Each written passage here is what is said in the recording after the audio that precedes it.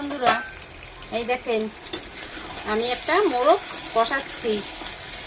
এটা অনেক সময় ধরে কষাচ্ছি, আস্তে আস্তে কষাচ্ছি, মানে বয়স হয়ে গেছে, প্রায় 1 বছর হয়ে গেছে মোরগটার বয়স। আজকে রান্না করছি, ঘরে অতিথি আসবে। এই দেখেন, আর আলু এখনো দিই নাই, আলুটাই যে ভেজে রেখেছি। আস্তে আস্তে কষাতে হবে তো, না তা না হলে আলুটা গলে যাবে। ভালো করে কষিয়ে নিচ্ছি। দেশি মোরগ,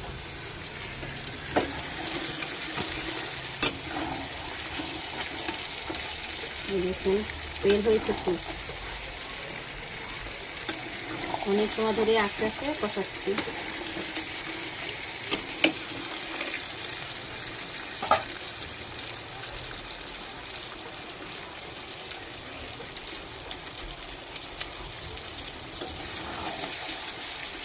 কষানোটা হয়ে গেছে।